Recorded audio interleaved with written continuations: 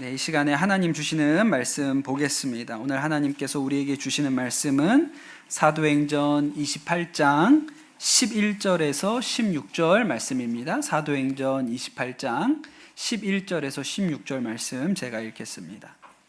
석 달 뒤에 우리는 그 섬에서 겨울을 난 디오스구로라는 이름이 붙은 알렉산드리아 배를 타고 떠났다. 우리는 수라구사에 입항하여 사흘 동안 머물고 그곳을 떠나 비행 돌아서 레기온에 다다랐다. 그런데 하루가 지나자 남풍이 불어왔으므로 우리는 이틀 만에 보디올에 이르렀다. 우리는 거기서 신도들을 만나서 그들의 초청을 받고 이래 동안 함께 지냈다. 그런 다음에 드디어 우리는 로마로 갔다. 거기 신도들이 우리 소식을 듣고서 아피온 광장과 트레스 마을까지 우리를 맞으러 나왔다. 바울은 그들을 보고 하나님께 감사를 드리고 용기를 얻었다. 우리가 로마에 들어갔을 때에 바울은 그를 지키는 병사 한 사람과 함께 따로 지내도 된다는 허락을 받았다. 아멘. 하나님의 말씀입니다. 몇 년 전에 제가 이렇게 기도를 좀 더 깊이 해야겠다는 생각이 들어서 기도원에 좀 가야겠다 이렇게 마음 먹고 갔다 온 적이 있거든요. 그 기도원에 가기 전에 이렇게 하루 거기서 잠 자고 또 이렇게 기도하고 올 생각이어서 방이 있는지 예약을 할 겸해서 전화를 했습니다. 방이 있다고 얘기를 했고 전화를 마치는데 기도원에 머무는 인원이 지금 많지 않아서 식사는 제공이 안 된다고 그렇게 얘기를 하시는 거예요. 그래서 그렇구나. 그러면 뭘 좀 사서 가서 먹고 이렇게 기도해야겠다. 그래서 먹을 걸 좀 샀습니다. 그 중에 또 산 것 중에 컵라면도 하나를 사가지고 갔거든요. 근데 이제 기도원에 도착을 했어요. 도착하자마자 제 마음의 생각은 뜨거운 물이 있어야 컵라면을 먹을 텐데, 그래서 이제 두리번 거리면서 물이 어디 있나 이렇게 보니까 복도에 이렇게 온수가 나오는 정수기도 있고 또 방에 가보니까 커피포트도 있더라고요. 그래서 이걸로 끓여 먹으면 되겠구나 그렇게 생각을 했는데, 생각을 해보니까 뭘 안 챙겨왔냐면 나무젓가락을 안 가져온 거예요. 그래서 이걸 어떻게 먹지? 그때부터 온 기도원에 젓가락으로 쓸만한 것이 어디 있는지를 찾아서 돌아다니기 시작을 했습니다. 근데 아무리 봐도 그럴 만한 게 없는 거예요. 밖에 나가서 나뭇가지를 하나 꺾어와야 되나 이런 생각도 했는데 밤중이라 또 나가가지고 그걸 꺾어 오기도 좀 그랬어요. 그래서 혹시 우리 차에 뭐가 있지 않을까? 그래서 차로 갔습니다. 차를 가가지고 하여튼 여기저기 다 뒤져봤는데 젓가락으로 쓸만한 게 보이지 않아요. 그런데 그 차 바닥에 그 매트 있잖아요. 그 매트 밑에서 뭘 찾았냐면 우리 아들이 차 안에서 하드 먹고 버린 그 나무 꼬다리 있잖아요. 그 납작한 거, 그게 있는 거예요. 그 제가 잠깐 자리에 앉아가지고 고민을 했습니다. 이렇게 먹어야 되는 것인가? 과연 이렇게까지 해서 먹어야 될까? 이렇게 생각을 했는데 잠깐 고민하다가 냉큼 집어가지고 올라왔습니다. 그리고 이제 화장실에 가서 비누로 깨끗하게 닦았는데 마음은 편하지 않았습니다. 그래서 포트에다 물을 끓여가지고 팔팔 끓인 다음에 그 나무 꼬다리를 컵에다가 넣고 뜨거운 물을 부어가지고 제 나름대로는 살균을 하고 꺼내가지고 그 아이스크림 꼬다리를 조심스럽게 반으로 쪼갰습니다. 얼마나 긴장하면서 쪼갰는지, 그것도 잘못 나가서 한쪽은 두껍고 한쪽은 얇을까봐 반으로 잘 쪼개서 결국 라면을 먹고야 말았습니다. 라면은 정말 맛이 있었어요. 그런데 문제는 뭐냐면 그 라면을 먹겠다고 온 기도원을 누비고 그렇게 다니던 사이에 내가 왜 여기 왔는지는 까마득하게 잊어버리고 오직 라면을 먹겠다는 일념 하나만 남아 있었던 것입니다. 기도도 별로 하지 않고 그냥 라면 한 그릇만 먹고 다음날 기도원을 내려왔던 기억이 있습니다. 그럼 여러분, 사람이 목표를 잃으면, 왜 갔는지 목적을 잃으면 그렇게 엉뚱한 일만 하게 되는 것이죠. 제가 이렇게 좋아하는 가족, 개인적으로는 알지 못하지만 텔레비전에 나온 걸 보고 책도 사서 읽고 좋아하는 가족 중에 빼빼 가족이라는 가족이 있어요. 왜 빼빼 가족이냐면 네 식구가 다 빼쩍 말랐기 때문에 빼빼 가족입니다. 아빠, 엄마, 딸, 아들 이렇게 네 식구인데 2013년에 온 가족이 다 함께 세계 여행을 떠나기로 결심을 합니다. 그래서 아파트를 팔아요.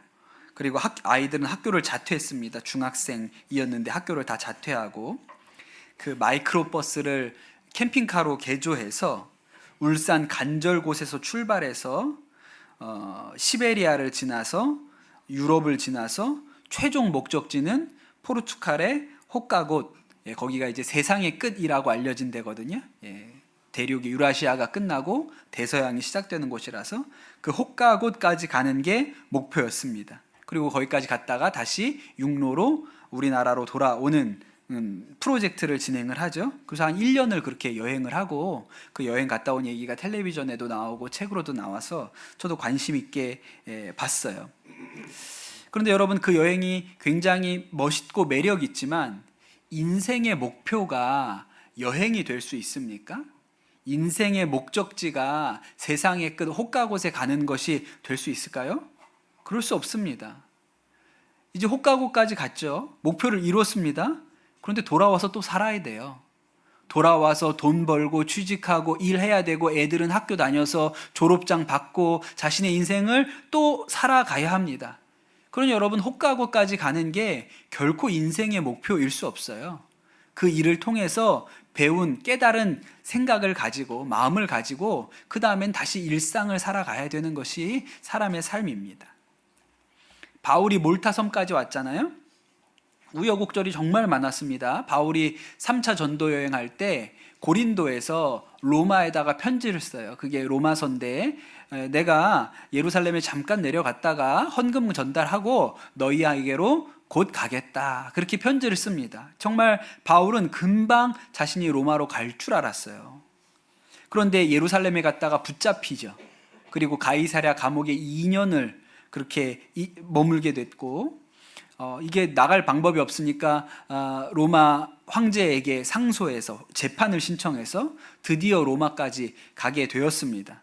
그런데 가는 길에 큰 풍랑을 만나가지고 14일을 표류하다가 간신히 살아서 몰타섬에 도착을 했는데 무슨 일이 벌어졌습니까? 우리 청소년들, 몰타섬에서 무슨 일이 벌어졌죠? 사자한테 물렸잖아요. 그렇죠? 여러분, 절에서 온 학생처럼 그렇게 앉아있으면 안 돼요. 전혀 모르는 얘기라고. 뱀한테 물렸죠. 뱀한테. 뱀한테 물렸습니다. 그런데 천만다행히 뱀한테 물리기는 했는데 그 뱀 덕분에 몰타섬에서 대접을 잘 받습니다. 독사에 물리고도 이 바울이 죽지 않는 것을 보고 사람들이 야, 이 사람 특별한 사람이구나, 그렇게 생각을 했고, 또 그 원주민들의 지도자였던 보블리오의 집에 초대를 받아요. 가보니까 보블리오 아버지가 병이 들어서 아파서 누워 있는데 바울이 기도해 줬더니 그 아버지가 낫게 되었습니다. 그래서 3개월을 그 섬에서 잘 지내다가 이제 겨울이 끝나고 지나가게 된 것이죠. 로마로 갈 수 있는 길이 열렸습니다. 바울의 인생에도 겨울이 지나가고 봄이 온 거예요. 그 몰타섬까지 오는 그 길이 얼마나 힘들고 혹독했습니까? 그리고 그때가 겨울이었어요. 근데 그 겨울이 지나가고 봄이 왔죠. 여러분, 우리에게도 봄이 왔습니다. 우리도 지금 봄을 맞았잖아요. 아직은 날씨가 좀 쌀쌀하고 찬바람이 붑니다. 저도 평일에는 아직도 패딩을 입고 다니는데, 그러나 이제 얼마 있으면 금방 벗게 될 거라고 생각을 합니다. 또 우리 자녀들이 학교에 들어갔고요. 작년 11월에 폭설이 와가지고 나무들이 많이 꺾어졌습니다. 그렇죠? 우리 교회 옆에 세곡천에 버드나무가 많은데 그 버드나무가 많이 꺾였어요. 참 겨우 내내 보는 게 좋지 않았는데, 이제 여러분 조금 있으면 그 버드나무 가지에 새파랗게 이제 순이 올라오게 됩니다. 봄이 오는 것이죠. 여러분, 우리가 금요일에 전도서 말씀을 가지고 함께 하나님의 말씀을 나누고 있는데, 전도서 3장에 이런 말씀이 있죠. 범사에 기한이 있고 천하 만사에 다 때가 있나니 날 때가 있고 죽을 때가 있으며 심을 때가 있고 심은 것을 뽑을 때가 있으며 죽일 때가 있고 치료할 때가 있으며 헐 때가 있고 세울 때가 있으며 울 때가 있고 웃을 때가 있으며 슬퍼할 때가 있고 춤출 때가 있다고 했습니다. 여러분, 겨울이 지나가면 반드시 봄이 옵니다. 우리 인생에 겨울을 지나야 할 때가 있습니다. 우리 오늘 이운영 성도님 간증해 주셨지만 정말 혹독한 겨울이 그의 인생 가운데 있었지만 또 하나님께서 봄을 주셨어요. 여러분 인생에도 반드시 봄이 온다는 걸 믿으시기를 축복합니다. 예, 바울이 그 몰타섬까지 가는 그 과정이 너무 고통스럽고 힘들었지만 이제 봄이 왔습니다. 로마를 향해서 갈 수 있게 된 거예요. 바울이 이제 봄에 몰타에서 출발을 합니다. 처음에는 시칠리아 섬 동해안에 있는 수라구사라는 항구에 도착을 했습니다. 지금도 그 항구 이름은 수라구사입니다. 거기서 사흘 동안 정박했다가 그 다음에는 레기온에 도착을 했거든요. 레기온부터는 이탈리아 반도예요. 그 이탈리아 땅덩어리가 장화 모양으로 생겼는데 그 장화의 앞굽쯤에 레기온이 있습니다. 그리고 레기온에서 하루 머물고 나서 이제 배를 띄워서 북쪽으로 올라가야 되는데 남쪽에서 바람이 불어 올리는 거예요. 그러니까 배가 순풍을 만나서 아주 그 바람을 따라서 순적하게 올라갑니다. 미끄러지듯이 그렇게 올라가서 보디올에 도착하는데 이 보디올은 우리가 잘 아는, 가본 적은 없어도 모르는 사람은 없는 나폴리 옆에 있는 항구가 보디올입니다. 그래서 그 보디올에 도착을 했어요. 보디올에 오니까 벌써 거기에 예수 믿는 사람도 있고 교회도 있는 거예요. 바울이 왔다는 소식을 듣고 이 사람들이 나와서 바울을 맞이하고 우리 교회 가서 우리에게도 말씀을 좀 전해달라. 그래서 모여서 일주일 동안 바울에게 말씀을 듣습니다. 그리고 이제부터 바울이 걸어서 로마까지 가지요. 그 길이 아피아 가도라는 길을 걸어가는데 여러분 모든 길이 로마로 통한다는 말이 있잖아요. 그 로마로 통하는 길 중에 제일 유명한 길이 아피아 가도입니다. 그 아피아 가도를 걸어서 바울이 로마까지 왔습니다. 이미 로마 교회 성도들은 2년 전에 바울이 보낸 편지를 받았어요. 그래서 바울을 잘 알지요. 근데 안 오는 거예요. 그들도 기다렸습니다. 그러다가 바울이 왔다는 소식을 듣고 바울을 맞으러 저 로마 입구까지 나갔습니다. 거기에서 바울이 이 로마 교회 교인들을 만나서 그들을 보고 하나님께 감사를 드리고 용기를 얻었다. 이렇게 성경에 나오거든요. 여러분 이 바울의 심정이 이해가 되십니까? 바울의 마음이 정말 이 로마까지 오는 길이 얼마나 힘들었는지 고생하다가 드디어 이 로마까지 오게 된 것입니다. 그러면 여러분 이제 바울은 자신의 꿈을 이룬 걸까요? 인생의 최종 목적지에 도착한 것입니까? 그렇지 않아요. 일단은 여러분 바울이 가려고 했던 최종 목적지는 로마가 아닙니다. 바울이 그 고린도에서 로마 교회로 편지 써보낼 때 그 편지에 뭐라고 썼냐면 그 편지가 로마서인데 로마서에 이런 말이 있어요. 내가 여러분에게 들렀다가 스페인으로 가겠습니다. 그런 말이 있어요. 바울이 로마에 들렸다가 그 다음엔 스페인으로 가겠다는 거예요. 왜 스페인에 바울이 가려고 그럴까요? 깜바스, 빠에야, 하몽 이런 거 먹고 싶어가지고 스페인 간다 그러는 거예요? 그런 게 아니고 바울이 예수님 말씀 때문에 움직였거든요.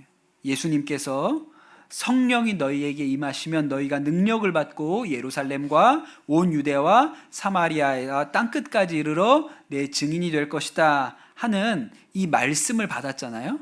그런데 당시의 사람들이 생각하는 땅의 끝이 스페인이에요. 육지가 끝나고 바다를 만나는 곳, 거기가 세상의 끝이거든요. 그래서 바울이 그냥 그 말씀 그대로 이제 로마에 갔다가 스페인도 가야겠다 이렇게 생각을 했던 것이죠. 그러면 여러분 이 바울의 최종 목적지가 스페인이었겠습니까? 그것도 아닙니다. 여러분 우리가 우리 인생의 목표와 목적을 잘 분별해야 돼요. 안 그러면 인생이 흔들립니다. 제가 선한목자교회에서 교육 목사 할 때 12월 마지막 주일이면 반드시 고등부에 가서 설교를 합니다. 해마다 똑같은 설교를 해요. 제목도 바꾸지 않습니다. 그래서 선한목자교회에서 고등학교 3년을 다닌 친구들이 있으면 그 똑같은 설교를 3번 듣고 졸업을 하는 거예요. 그 설교 제목은 대학 가서 망한다입니다. 청소년들의 인생의 목표가 뭐예요? 대학 가는 거잖아요. 그러면 대학 가서 망합니다. 왜냐하면 목표를 이루었기 때문에 그 다음에는 뭘 해야 되는지를 몰라요. 대학은 들어왔어. 그럼 이제 그 다음은 어떡하지? 그런 생각을 해본 적이 없는 거예요. 그래서 생각 없이 20대를 삽니다. 뭘 해야 되는 줄 모르고 살아요. 여러분, 대학 가는 것이 어떻게 인생의 목표가 될 수 있습니까? 그것보다 대학 생활을 보람있게 하는 게 훨씬 중요한 가치가 있어요. 여러분, 만약에 누군가 꿈이 목사가 되는 것이라고 하잖아요. 혹시 그런 꿈을 가진 분 있습니까? 목사가 되는 꿈?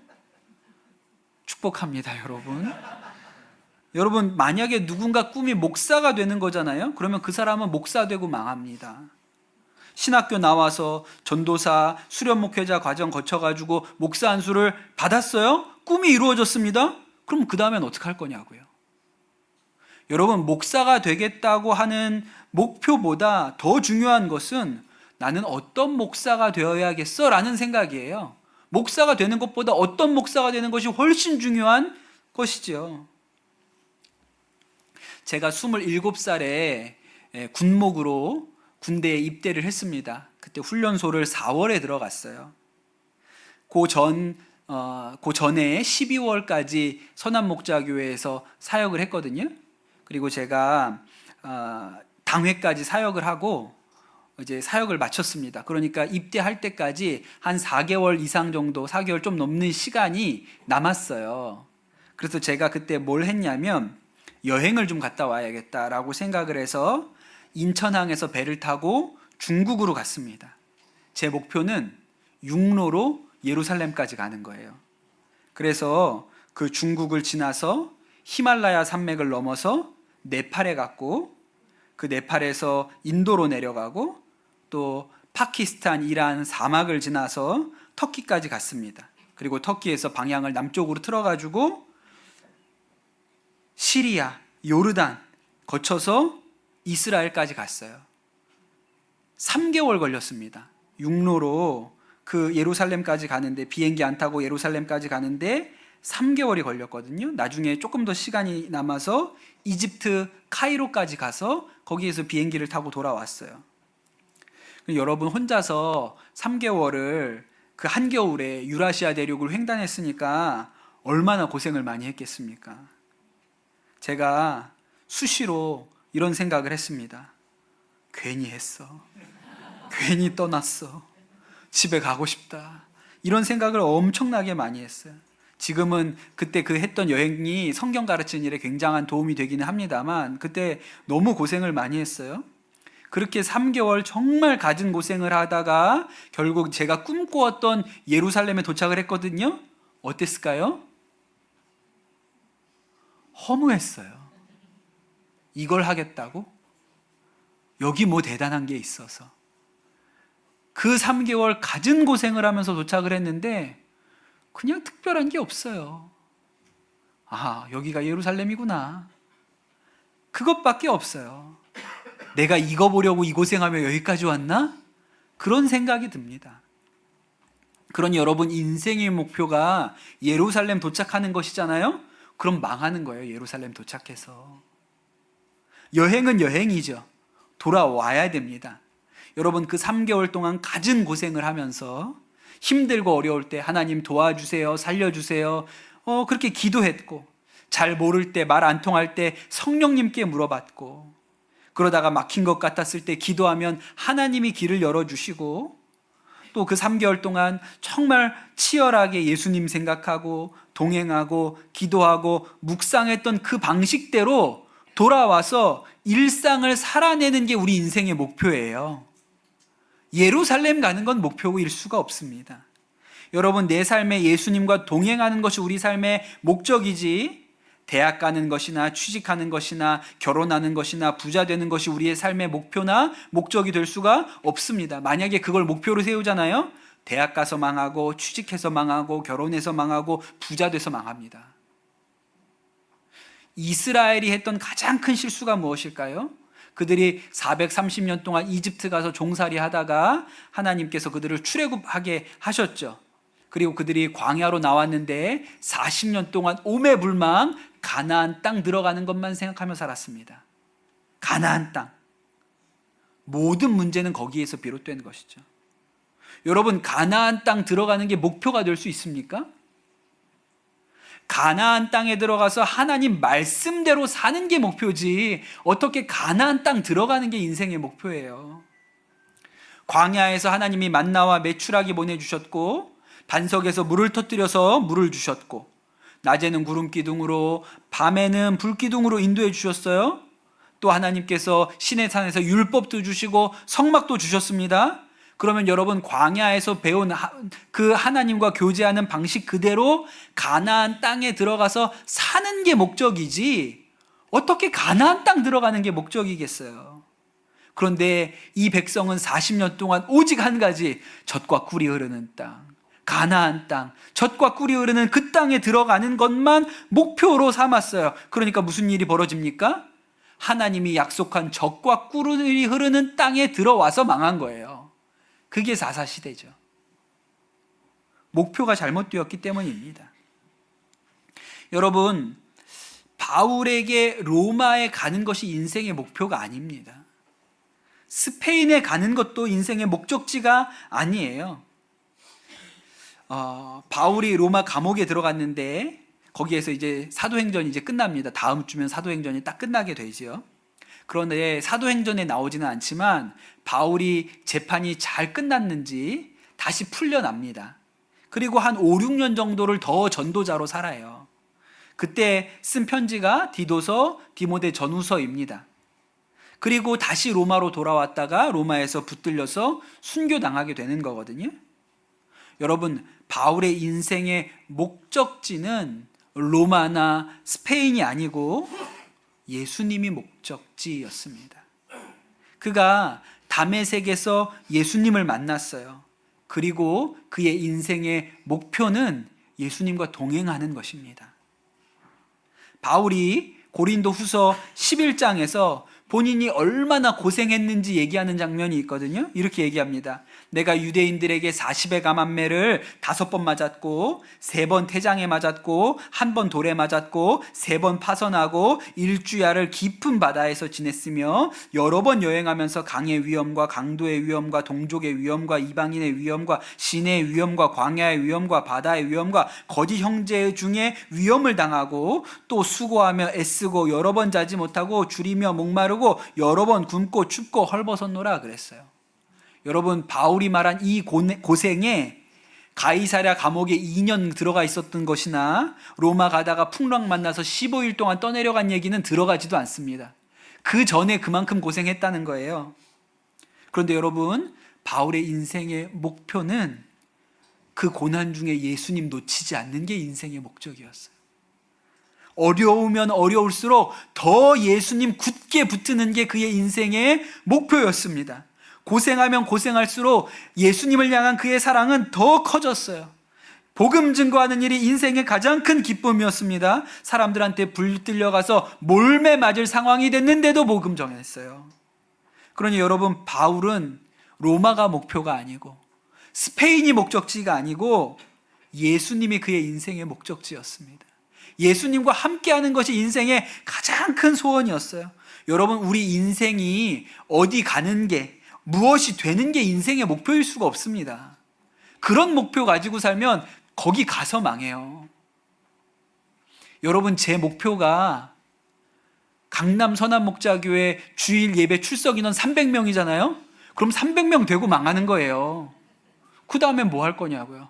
그 다음엔 400명 돼야지, 500명 돼야지, 1000명 돼야지. 결국 나중에 어떻게 될까요? 실망하겠죠.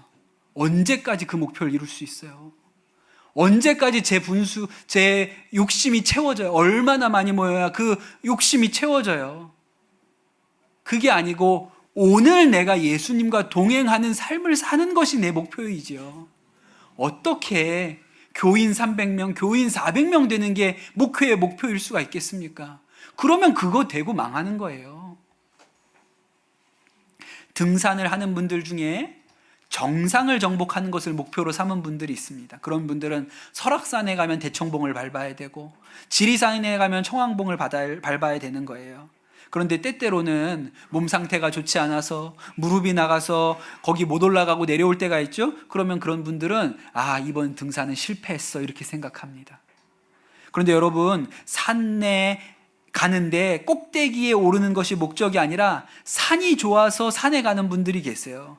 꼭대기에 가든 안 가든 중간에 돌아가든 상관없어요. 안 올라가고 둘레길만 한 바퀴 돌아와도 산이 좋아서 가는 거니까 괜찮은 분들이 있어요. 이런 분들에게는 등산에 실패가 없습니다.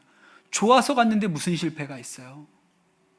여러분, 예수님을 통해서 뭘 얻으려고 하잖아요. 그런 사람에게는 실패가 있습니다. 베드로가 예수님 따라다닐 때 수제자라고 생각했고, 예수님 나중에 높은 자리에 올라가시면 이 유대인의 왕쯤 되시면 나도 좋은 자리 하나쯤 얻겠지, 그렇게 생각했더니 실패해요. 그러나 여러분, 예수님을 사랑하는 사람한테는 실패가 없습니다. 예수님을 사랑하는데 예수님이 뭐가 되면 어떻습니까? 예수님 옆에만 붙어 있으면 기분이 좋은데요. 그런 사람은 실패가 없어요. 그래서 예수님께서 부활하시고 나서 베드로한테 나타나셨을 때 베드로한테 딱 하나만 물어보셨다니까요. 네가 나를 사랑하느냐? 베드로가 사랑합니다 그랬어요. 그럼 여러분, 베드로의 인생은 실패할 가능성이 없어요. 아니, 예수님을 사랑하는데, 예수님 사랑해서 예수님과 동행하기를 원하는데 그의 인생에 무슨 실패가 있습니까? 여러분, 바울이 만약에 땅 끝에 가는 게 그의 인생의 목표였다면, 거기가 목적지였다면 바울은 실패자입니다. 왜냐하면 못 갔거든요. 스페인 못 갔어요. 그런데 바울에게 이 일은 하나도 중요하지 않습니다. 왜냐하면 바울이 예수님을 전심으로 사랑했기 때문에 그렇습니다. 날마다 예수님과 동행하는 삶을 살았어요. 그러니 그의 인생은 사랑하는 예수님과 늘 함께 있었는데 무슨 실패가 있습니까? 결국 그가 로마로 돌아와서 나중에 로마에서 순교당합니다. 네로 황제 시절에 목이 잘려서 참수해요. 세상은 이러한 인생을 실패했다고 말합니다. 안타깝게 저렇게 죽었다고 얘기해요. 그런데 바울은 그렇게 얘기하지 않습니다. 바울은 이렇게 얘기하죠. 나는 선한 싸움을 다 싸우고 달려갈 길을 마치고 믿음을 지켰습니다. 이제 나를 위하여 의의 면류관이 마련되어 있으므로 의로운 재판장이신 주님께서 그날에 나를 맞아 주실 것입니다.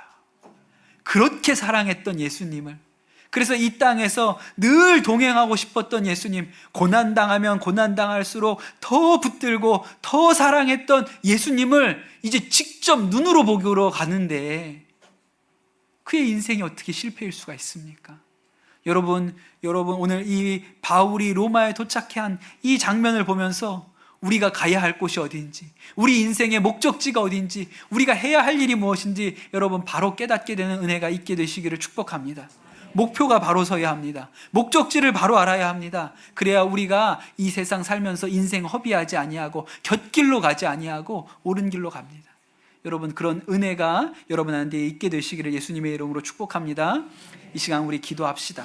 기도하실 때 주님, 우리 인생의 목적지가 어디인지 바로 알게 하여 주시옵소서.